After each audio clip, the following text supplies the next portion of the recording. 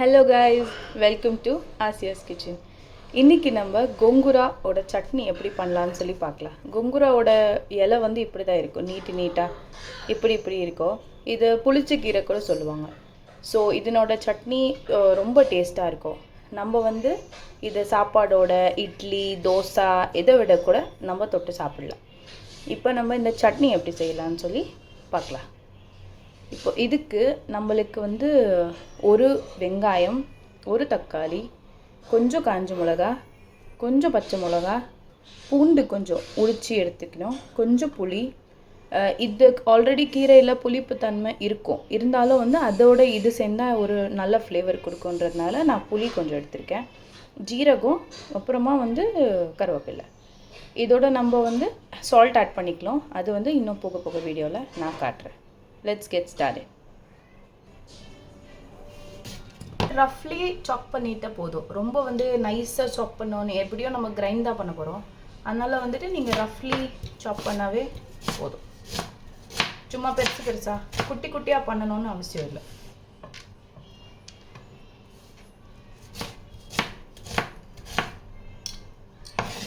இப்போ கட் பண்ண வெங்காயம் சைடில் வச்சுட்டு இப்போ தக்காளி கட் பண்ணணும்.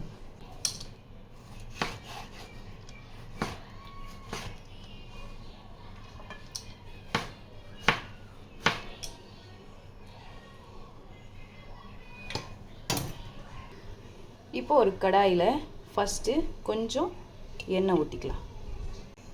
அந்த எண்ணெய் கொஞ்சம் சூடானதுக்கப்புறமா அதில் ஃபஸ்ட்டு ஜீரகம்,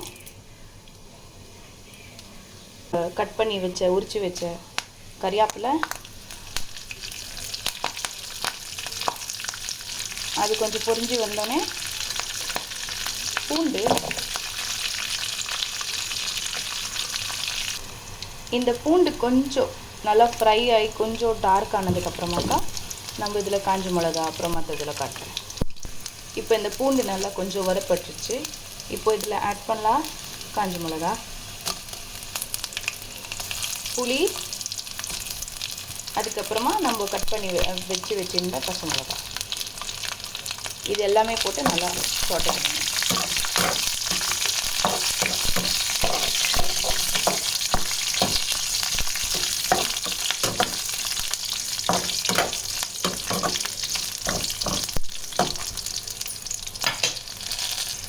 இது கொஞ்சம் நல்லா சோட்டை ஆனதுக்கப்புறமாக்கா நம்ம ஆல்ரெடி கட் பண்ணி வச்சுருந்த வெங்காயமும் எல்லாம் சேர்த்து இதோட ஒன்றாவே சேர்த்துக்கலாம்.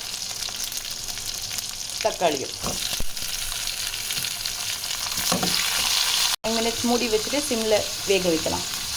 இப்போ நீங்கள்லாம் யோசிக்க, இவ்வளோ காஞ்ச மிளகா இவ்வளோ பச்சை மிளகா போட்டிருக்கு, காரமாக இருக்காதா அப்படி சொல்லி யோசிக்கலாம். ஆனால் இருக்காது. ஏன்னா இந்த புளிப்பு கீரையில் வந்து அந்த தன்மை இருக்க காரம் கம்மி பண்ணிடும். ஸோ நம்ம இவ்வளோ போட்டிருந்தாலும் நம்மளுக்கு எல்லாம் சேர்த்து அரைச்சி பச்சடியாக சாப்பிடும் போது அவ்வளோ காரம் தெரியாது. இதில் நம்மளோட கீரையும் நம்ம ஆட் பண்ணிவிட்டு உப்பு போட்டு 5 மினிட்ஸ் சிம்மில் வச்சிடலாம். அது நம்ம மூடி ஓப்பன் பண்ணி பார்க்கும் போது நல்லா சுருங்கி போயிருக்கும் எல்லா கீரையும். அந்த டயத்தில் குக் ஆனதுக்கப்புறமா அது ஒரு 10 மினிட்ஸ் நல்லா ஆற வச்சுட்டு நம்ம மிக்சரில் போட்டுட்டு 2-3 பல்ஸ் அரைச்சிட்டு அது கொஞ்சம் பேஸ்ட் ஆனதுக்கப்புறமாக்கா அதை தாளிச்சிடலாம். லாஸ்ட்டாக தாளிப்புக்கு எண்ணெயில் கொஞ்சம் கடுகு, அதுக்கப்புறமா நம்ம கருவேப்பிலை, இது ரெண்டுத்தையும் போட்டுட்டு இது கொஞ்சம் ரோஸ்ட் ஆனதுக்கப்புறமாக்கா நம்ம அரைச்சி வச்சுருந்த பேஸ்ட் எடுத்து உள்ளே போட்டுக்கணும்.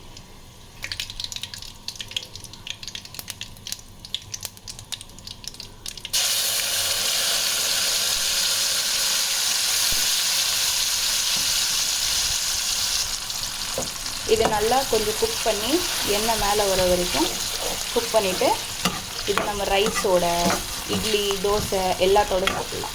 ரொம்ப சூப்பராக இருக்கும். நீங்கள் கண்டிப்பாக ட்ரை பண்ணி பாருங்கள். அவ்வளோதான், நம்ம எம்மி கொங்குரா பச்சடி ரெடி. தேங்க்யூ.